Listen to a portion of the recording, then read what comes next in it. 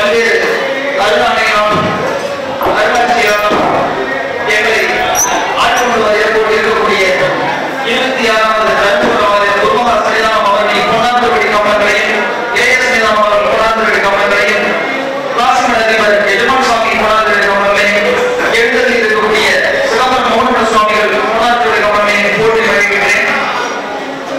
எங்களை நாளும் நன்கு நெருக்கட்டுக் கொண்டிருக்கக்கூடிய ஒரு நல்ல தமிழ் செல்வம் கொண்ட மலேசிய அரசின் உயரியதான ஸ்ரீபத்மம் என்ற விருதை பெற்ற இருக்கக்கூடிய வேலாசான் அவர்களுக்கும் இந்த இனிய நேரத்திலே வணக்கத்தை தெரிவித்துக் கொண்டு இங்கே இவ்வளவு நேரத்தும் பொருட்படுத்தாமல் இங்கே அமர்ந்து கேட்டுக்கொண்டிருக்கக்கூடிய அத்தனை அன்பர்களுக்கும் இந்த இனிய நேரத்திலே வணக்கத்தை தெரிவித்துக் கொண்டு என்னுடைய இருக்கக்கூடிய சில கேள்விகளை நம் எதிரணிக்கு கேட்டு வெளியேறும்.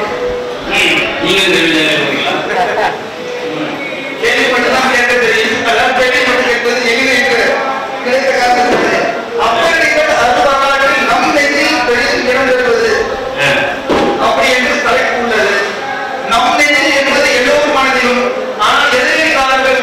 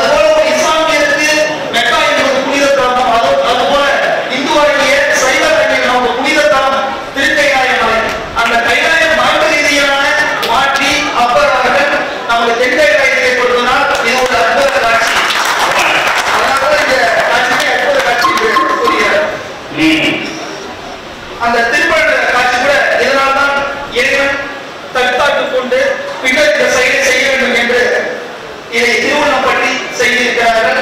எனவே நடுவர் அவர்கள் இந்த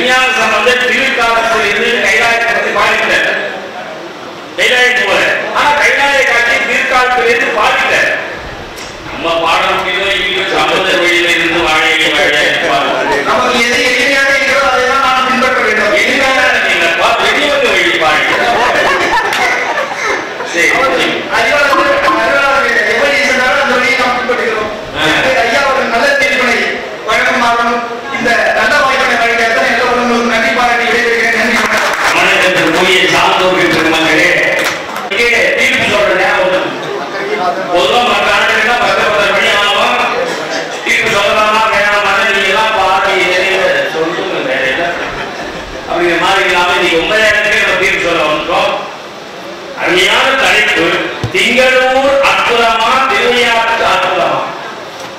திங்களூரை பற்றி பனசை மூர்த்தி அவர்களும் சேகர் அவர்களும்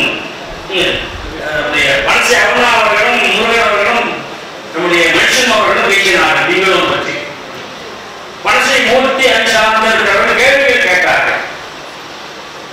நான் முதல்ல ஒரு கேள்வி கேட்டேன், அற்புதம்னா என்ன? ஒண்ணு நம்ம உட்கார்ந்து பேசுற நீங்க கேட்டுட்டு இருக்கீங்க, திடீர்னு ஒரு பெரிய மலைப்பாம்பு உள்ள பூந்து வாழ வழியா பாக்குறாங்க பூந்து உடனே ஒரு பெரிய மலைப்பாம்பு உள்ள பூந்து அந்த பூந்து எல்லாரும் என்ன பண்றான், எல்லாரும் ஓடி வந்து ஸ்டேஜில் ஏறி நின்றுக்கிறீங்க. நான் சொல்ற தீர்ப்பு சொல்லணும், தீர்ப்பு அப்படி பார்த்துக்கலாம் எங்களுக்கே தீர்ப்பாயிட்டு போயிருக்கேன். ஆனா ஒருத்தர் ஏன்னு போய் அப்படி கையால பாம்பு குடிக்கிறார், குடிச்சது காட்டுற எல்லாத்தையும் ஷூட்டிங் படம். இது மாதிரி ஒரு அற்புதத்தை நினைக்கிறார் சார். நம்மால் செய்ய முடியாத ஒன்றை, யதார்த்தமாக ஒரு மனிதனால் செய்ய முடியாத ஒன்றை எவர் ஒருவர் செய்கிறார். நம்மால 10 மைல் நடக்க முடியாது சார். திருவண்ணாமலை கிரிவலம் நம்மால் எத்தனை முறை வர முடியும்? திருவண்ணாமலை கிரிவலம் 13 கிலோமீட்டர். எத்தனை முறை வர முடியும்? ஒரு முறை வரலாமா, 2 முறை, 3 முறை, 4 முறை, 5 முறை வரலாம். நான் ஒரு 3 முறை வந்திருக்கிறேன். சரி, எங்க ஊர்ல ஒருத்தர் ஆனந்த தாண்டவம் எங்க ஊர்ல ஒரு ஊர் பக்கத்துல அந்த சாமி துறை என்ற ஒரு பட்டாமணியார், அவர் 144 முறை வந்திருக்கிறார். திருவண்ணாமலை கிரிவலம் 144 முறையும் பௌர்ணமியில 12 வருஷம் வந்தாச்சு. முடியுமா?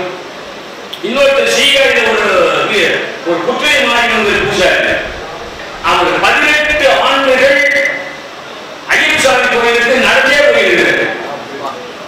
சீகாரி டு கேரளா. நம்ம அங்க போய் 10 பேர் நடக்கிறதுக்கு வேற ஏதாவது ஏற்பாடு இருக்காரு, இப்படியே கிடைக்கணும். இன்னொருத்தர் அது சோமசுந்தரம் என்று ஒருவர் காரைக்குடியில் இருக்கிறார். அவர் காரைக்குடி டு காசி நடந்தே போயிருக்கிறார். இதெல்லாம் நம்ம இதெல்லாம் ஏன் அர்த்தம் சொல்றோம்? நம்மளால முடியாது. யதார்த்தமான இயல்பான மனிதர்களால் செய்ய முடியாத அப்படியா என்று வியப்பது அற்புதம். அற்புதம் நான்கு பெருமக்கள் அற்புதம் பண்ணியிருக்கிறார்கள். பாம்பு தீண்டி இறந்தவன எழுப்பி கொடுக்கிறது. பாம்பு தீண்டியவன் எழுப்பி கொடுக்கிறது. எங்க ஊர்ல ஆழ்துறையிலே ஒரு ஸ்டேஷன் மாஸ்டர் இருந்தார். அவர்கிட்ட யாராவது ஒருத்தர் பாம்பு கடிச்சுன்னு சொல்லிட்டு உடனே போன சொல்லிட்டோம்னா எந்த காலம்னு கேட்பார். வலது காலம் எந்த இடத்துல, கண்காலுக்கு மேல ஒரு நாளுக்கு கீழே சொல்லிட்டோம்னா போன வழின்னு சொல்லிட்டு அவங்க கட்டியிருந்த வேண்டிய கிழிச்சு வச்சுட்டு ஒரு வேப்பரை கொண்டாட சொல்லி அவருக்காக வந்துருச்சுவார் சார். இங்க விஷயம் என்ன கேள்விப்பட்டிருக்கீங்க? கேள்விப்பட்டிருக்கீங்க? ஆனந்தூர்ல ஒரு ரயில்வே ஸ்டேஷன் தான். நான் ஒரு முறை வடநாடு கோயில் சந்திச்சேன். பெருமான வருஷத்துக்கு சொற்பொழி போயிருக்கிறேன். இவருதான் அந்த ஆளுநர் ஸ்டேஷன் மாஸ்டர் சொன்னாங்க. நான் ஏன் ஒரு கையெழுத்து கும்பிட்டேன்.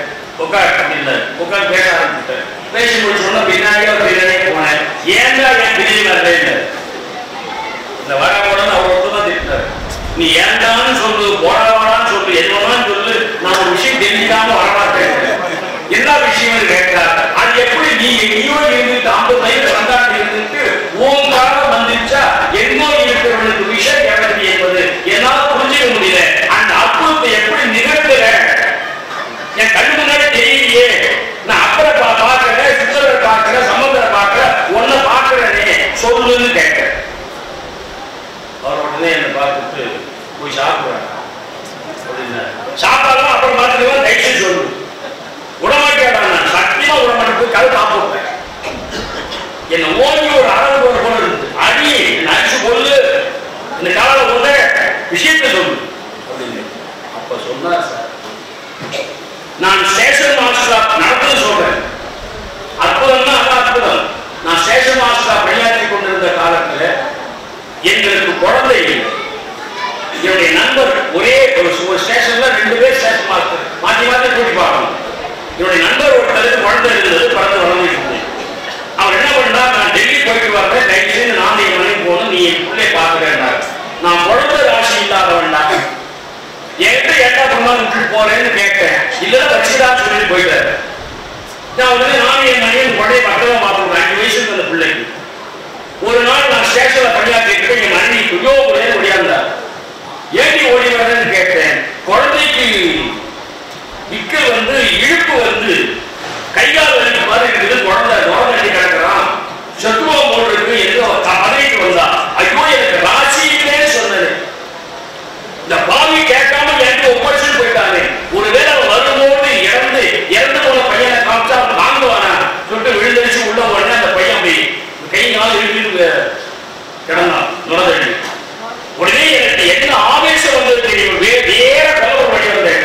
கிணத்து வெட்ட 3 சுத்துனேன்.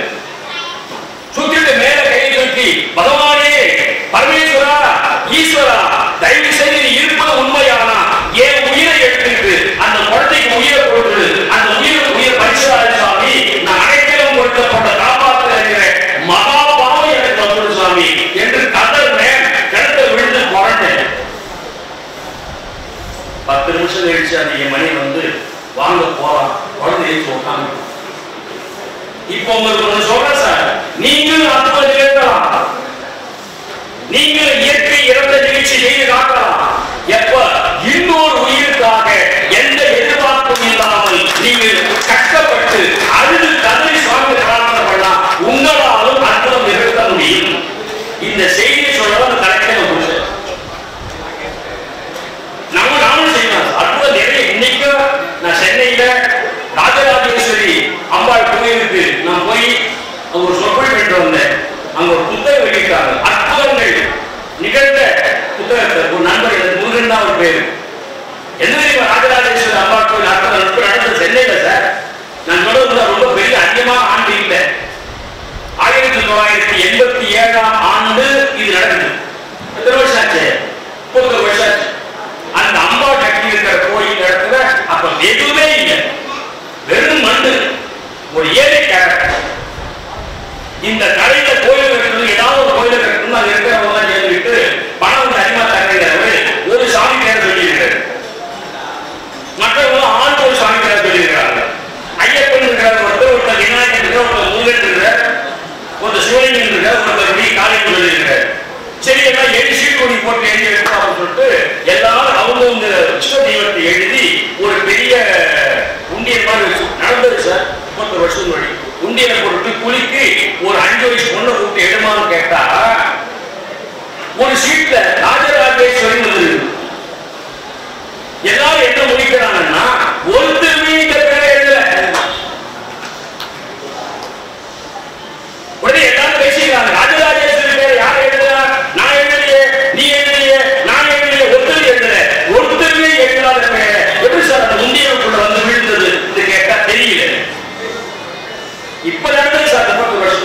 மெட்ராஸ்ல பல்லவன் நாட்டில் நான் ஊருக்கு போயிட்டு வந்து கோயில் போயிட்டு வந்தேன். சரி ஒரு முறை போலாம் சொல்லிட்டு திரும்ப 2வது முறை அதே சீட்டை கூட ஒன்னா போட்டு குலுக்கி ராஜராஜேஸ்வரி என்ற பேரத்தை விட்டு எடுத்து பீச் போட்டு திரும்ப சீட்டை போட்டு கொடுக்குனா அதே பொண்ணை கூப்பிட்டு எடுக்க சொன்னா அவர் சீட் எடுக்கிறா. அதுலயும் ராஜராஜேஸ்வரி பேர் தான் வருது. இது புத்தகம் வெளியிட்டிருக்காங்க. புத்தகம் வெளியிட்டு கூட நான் போயிருந்தேன். அந்த புத்தகம் எழுதுனா என்னை கூப்பிட்டு நீங்க தான் வெளியிடணும்னு உடனே முடிவெடுத்தாங்க. இது என்ன எழுதாத பேரே வந்து சொல்லிட்டு எல்லாத்தையும் தீர்ப்பு போட்டு நாளைக்கு பார்த்துலாம் போயிட்டாங்க. மறுநாள் காலையில் வர்றாங்க. அதே மக்கள் உட்கார்ந்து இருக்காங்க. அந்த ஊர்ல சென்னையில உண்டியல் சீட்டை கூட ஒன்னா எழுதி போட்டாங்க. ராஜராஜேஸ்வரி பேரை தூக்கி போட்டாங்க. உட்கார்ந்து இருக்கிறாங்க. யாராவது பொண்ணு எடுத்து சொல்லணும். இவங்க கூப்பிடாமலே ஒரு பொண்ணு ஏற்றி வந்தார். பட்டுவாடை கட்டிக்கிட்டு ஒரு அம்பாள் மாதிரி ஒரு தோட்டம் ஒரு சின்ன பொண்ணு ஒரு பொடிசு பொண்ணு வந்து நான் எடுக்கிறேன் சொன்னா சரி எழுதுனா அவ கையை விட்டு உள்ளே இருக்கிறா. ராஜராஜேஸ்வரி பேர் அவ்வளவுதான். அத்தனை பேர் டோட்டல் சரண்டர். நம்ம சொன்ன எந்த பேரையும் வைக்க வேண்டாம். எந்த அம்பாளை பிரதிஷ்டை பண்ணலன்னா ராஜராஜேஸ்வரி அம்பாளை பிரதிஷ்டை பண்ணுவோம் சொல்லிட்டு இன்னைக்கு சென்னையில பட்டிக்காரணை என்ற ஏரியா பக்கத்துல ராஜராஜேஸ்வரி என்ற பெயர்ல ஒரு கோயில் இருக்கிறது. முடிந்தால் சென்னை போனா பார்த்துவாங்க. பார்த்துட்டு வந்தீங்கன்னா உங்க குடும்பத்திலேயும் ஒரு அற்புதத்தை அந்த தாய் நிகழ்த்துவாள் என்று சக்தியாக நினைக்கிறேன். அவ்வளவு பவர் சார் அந்த நம்பருக்கு. நான் போயிட்டு வந்து என் குடும்பத்தில் எவ்வளவு அற்புதம் பண்ணிருக்கேன் என்ன சொல்ல முடியாது. அது மாதிரி ராஜராஜேஸ்வரி எது சொல்ல வரீங்கன்னா மனிதர்களாக இருக்கிற நாம் அற்புதம் பண்ணலாம். நாம் அற்புதம் பண்ணி சுவாமி துணை வரமாட்டார் என்பதெல்லாம் கிடையாது. தூய மனமும் சுயநல கலப்பும் இல்லாத தூய மனம் இருக்கணும். சுயநல கலப்பு இல்லாமல் இருக்கணும். உயிர் இறக்க இருக்கணும். கையெழுத்து கும்பிட தயவு செய்து புலால் சாப்பிடாது. புலால் சாப்பிடுறதால அக்கல் நீட்ட முடியாது. ஏனென்றால் நம்மை கண்டால் அந்த ஆடு விலங்குகளும் ஓடிவிடும். வர்றான் நம்ம ஜென்ம விரோதி. கையெழுத்து கும்பிட வள்ளல் பெருமான் சொன்னது புலால் கும்பார் எமக்கு புறவினத்தார். புலால் சாப்பிடாம இருந்தா அற்புதம் பண்ணலாம். என்ன ஆஸ்திரேலியாவில் என்ன கேட்டாங்க. எப்ப பார்த்தாலும் திருஞான சம்பந்தர் சீக்காயில பிறந்தார். திருநாவுக்கரசர் திருவாங்கூர்ல பிறந்தார். சுந்தர திருநாவூர்ல பிறந்தார். மணிவாசகர் திருவாரூர்ல பிறந்தார் சொல்லி வரலாறு சொல்றீங்களே சார். எங்க ஆஸ்திரேலியாவிலேயே ஒருத்தரிலே பிறக்கலன்னு சிவபெருமான கேட்க வேண்டிய கேள்வி என்னை சொல்லு. விஷ்ணுபூதி கேட்க வேண்டிய கேள்வி என்ன கேட்குறீங்க? எப்படி மாற்றி கேட்கிறீங்கன்னு சொல்லிட்டு சொன்னேன். என்ன காரணம் கேட்டேன். சொன்னேன் காரணம் சொன்னேன். நான் சொல்றேன் வருத்தப்படாதீங்கன்னு சொன்னேன். நீங்க எது வேணாலும் சொல்லுங்க வருத்தப்படலைன்னாங்க. உங்க ஊர்ல விடியற்காலை 5 மணி ஆனோடனே எல்லா கடைகளிலும் புலால் விற்பதற்காக ஆயிரக்கணக்கான ஆடு மாடு கோழி மீன் எல்லாத்தையும் கதற கொன்று அந்த மனுஷன் தயார் பண்ணி கேட்கிற உணவை அதை வந்து பதில் சாப்பிடுறாங்கல்ல. எந்த நாட்டில் உயிர் கொலை நிகழ்ந்து க்ஷீரமான குரல்ல அந்த உயிர்கள் அழுகின்றனவோ அந்த நாட்டில் இறைவன் மகான்களை அவதாரம் வந்து அனுமதிக்க மாட்டார்.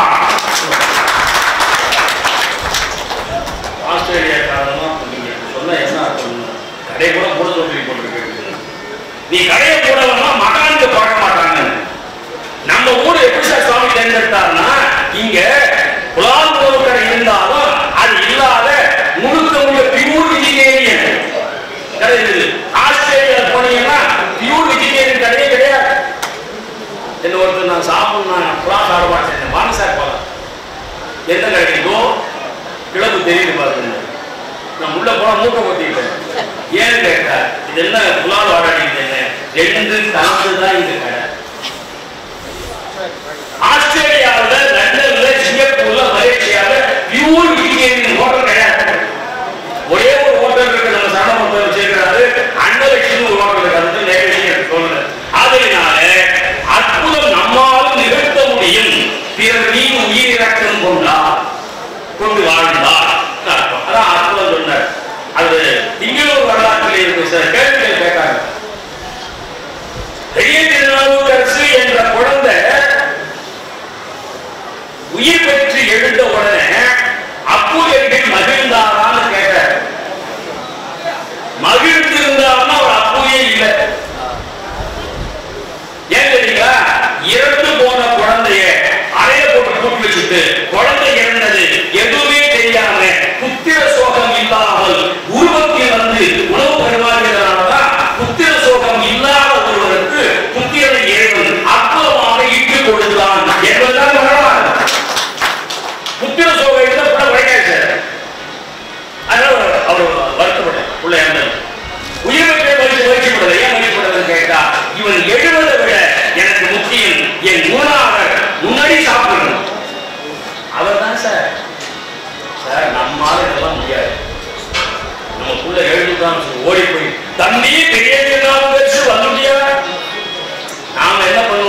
பெரிய திருநாவுக்கு போய் வாழை போட்டு நடுக்க போனோம்னு அவன் போய் வாழை போட்டு நடுக்கும்போது பாம்பு போட்ட உடனே அங்கிருந்து வாழை இலை தூக்கி படி வரான்.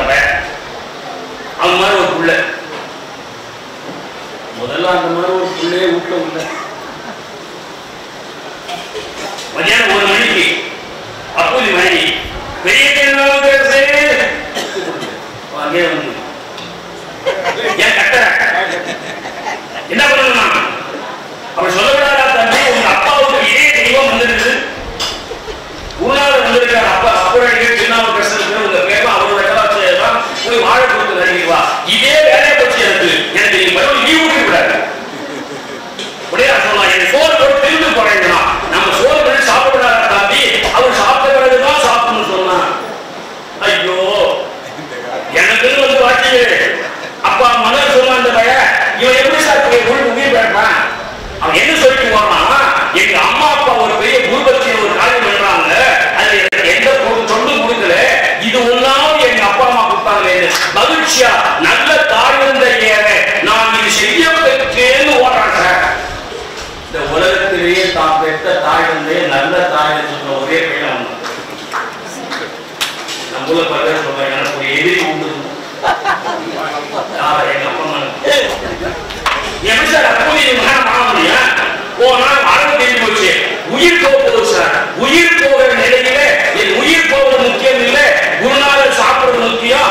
ஒருவேளை நான் பாம்பு கழிச்சு இறந்துட்டு நடுவழியில் விழுந்துட்டேன்னா ஊர் மக்கள் எல்லாம் சேர்ந்துட்டு உள்ள விழுந்துட்டான் என்னமோ நடுவது சொல்லிட்டு ஒன்னே பெரிய மகான் வந்திருக்கான்னு சொல்லி அப்போது ஆனானே இந்த ஆட்டம் ஆனானே 10 தட்டு போட்டான் எங்கடா மகான் அறுவாட்டிருக்கோம் அது சொல்ற சார் அந்த பையன் நான் இறந்து போன இறப்பு எனக்கு முக்கியம் இல்லை இந்த இறப்பு என்ற அசம்பாவிதம் என் ஊர் மக்கள் எழுப்பி அந்த மகானுக்கு உபத்திரம் கொடுத்திருக்கிறாங்கிறதுனால ரகசியமா போய் நான் வீட்டோடு சென்று போயிடும் அப்படி நினைச்சா சார் ஒரு நாயகன் மாதிரி உடனே சுத்தி வச்சு இப்படிப்பட்ட பிள்ளை பெற்ற அப்பா அம்மா எப்படி இருப்பாங்க இந்த பிள்ளை இறப்பெல்லாம் எங்களுக்கு முக்கியம் இல்லை எங்கள் குருநாதர் வரலாம் அது அந்த ஒரு ஹைலி ஸ்டாண்டர்ட் அது நம்மளால புரிய முடியாது.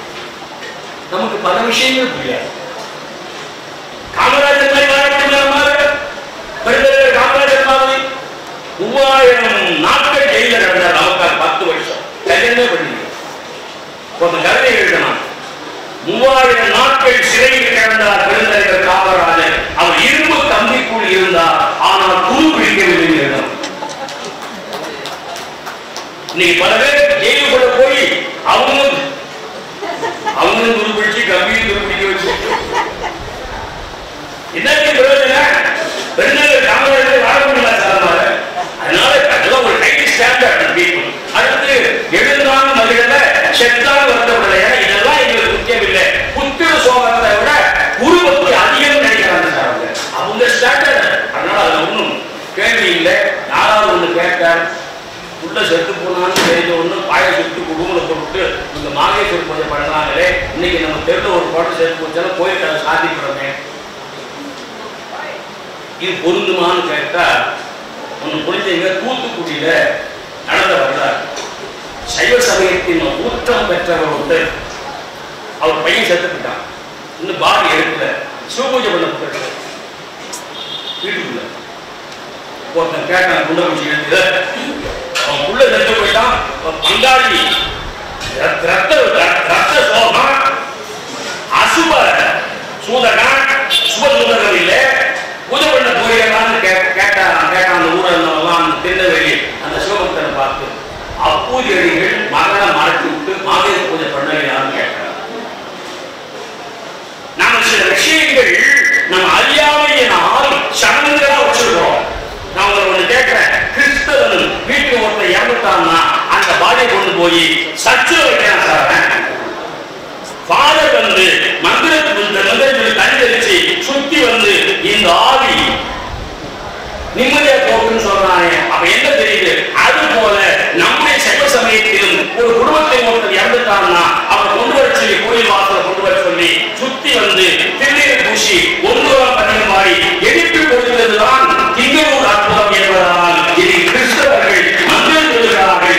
நம்ம சுவாமி எழுப்பி கொடுத்தார் என்ற வரலாறு இருக்கிற போது நாம் எதுக்கு கோயில் சாப்பிடணும் அது சாப்பிடணும்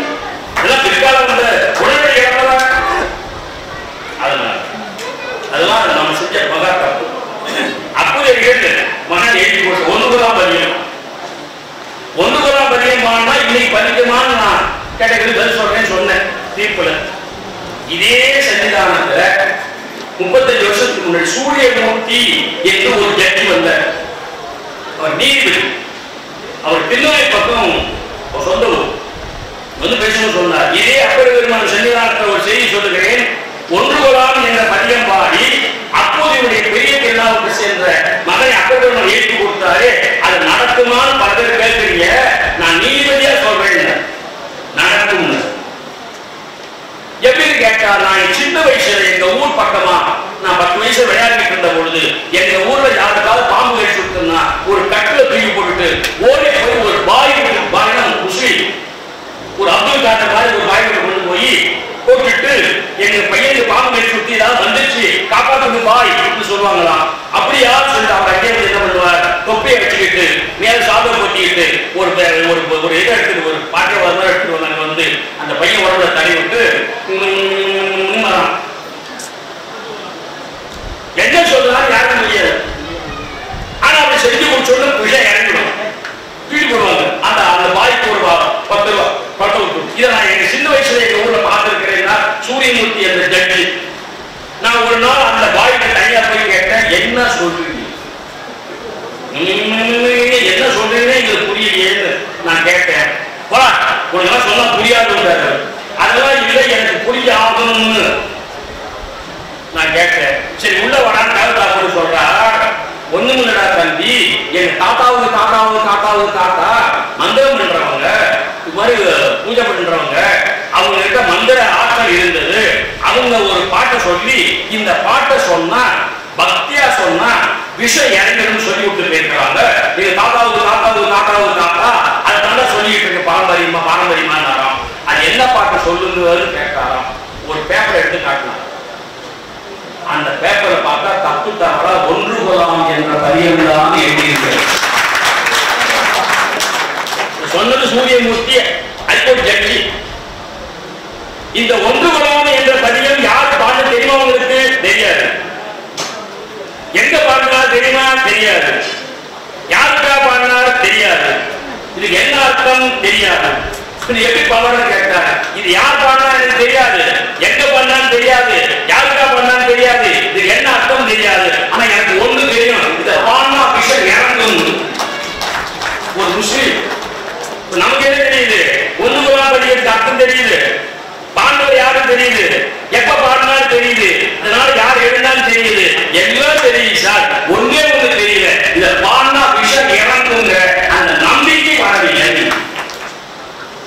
தமிழ் பதியம் படிக்க வேண்டுமானால் நம்பணும் சார், பெய்து தான் அது காரணம். மந்திர தமிழ்.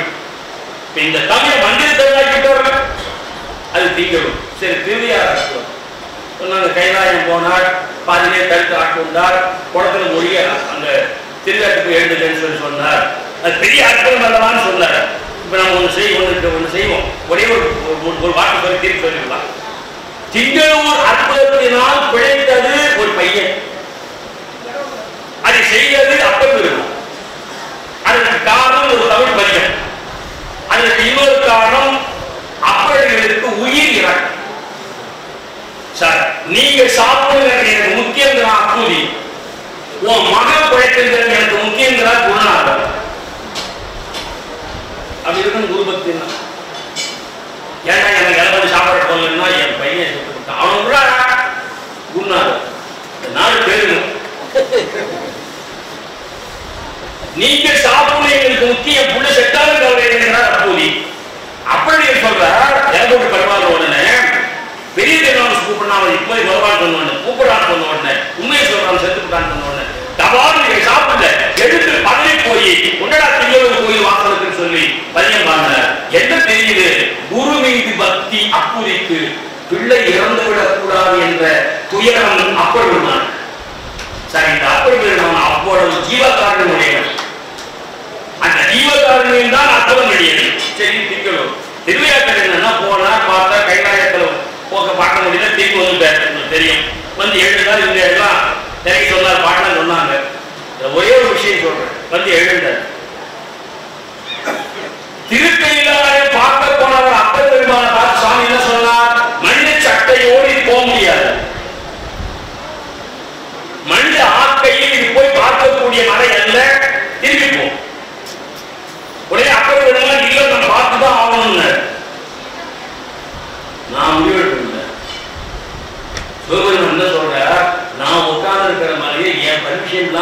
தேவி நாம் அனுமதிக்க வேண்டாமா? சரி என்னதான் செய்யணும்னு கேட்டார். வானத்துல காட்சி கொடுத்து போய் இந்த மொழி திருவிழாத்துல போய் எழுந்து கேட்டார். திருவிழாத்துல எழுந்துட்டாங்க. அந்த ஒரு கையை காட்சியை காட்டினார். உங்களுக்கு ஒரே ஒரு விஷயம் சொல்றேன், மனிதரால் வந்து பார்க்க முடியாதுன்னு சொன்ன கையை காட்சிய மனிதர்கள் அன்று மட்டுமில்ல இன்னும் கோடான கோடி மனிதர்கள் பார்க்கும்படியாக கைலாயத்தை கொண்டு வந்து திருவிழாத்தில் காட்டிய அற்புதம் தான் அற்புதத்திலேயே அற்புதம். இன்னைக்கு திருவிழாத்துக்கு என்ன பேரு?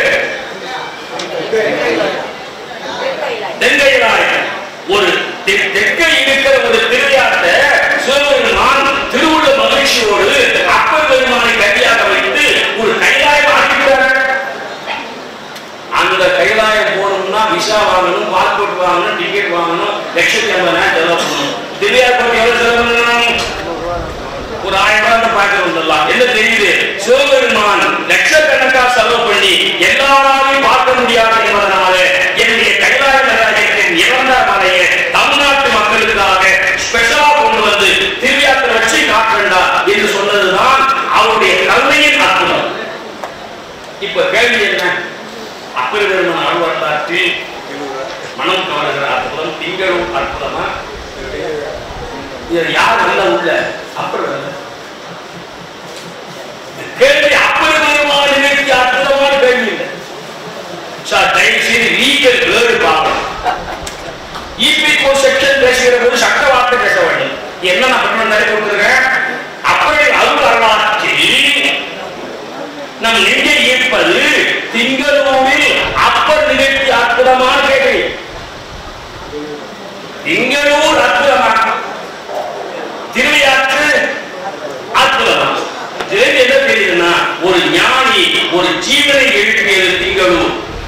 ஒரு ஞானிக்காக இல்லை, ஞானியை பெற்று தந்த தமிழக புண்ணிய மண்ணுக்காக இறைவன் ஒரு நிரந்தரமான இடத்தை திருவிழாக்கள் ஷிஃப்ட் பண்ணி நான் காட்டா நீ கவலைப்படாதீங்க என்று இறைவனே நிகழ்த்திய அற்புதம் தெரியாது. எனவே ஒரு மனித ஞானி நிகழ்த்திய அற்புதம் ஒரு குழந்தைக்கு, ஒரு குடும்பத்துக்கு. இறைவன் ஒரு ஞானியின் போட்டு நிகழ்த்திய அற்புதம் தொடர்ந்து வாழையாக வந்த திருக்கூட்ட வரமாக இருக்கிற நம்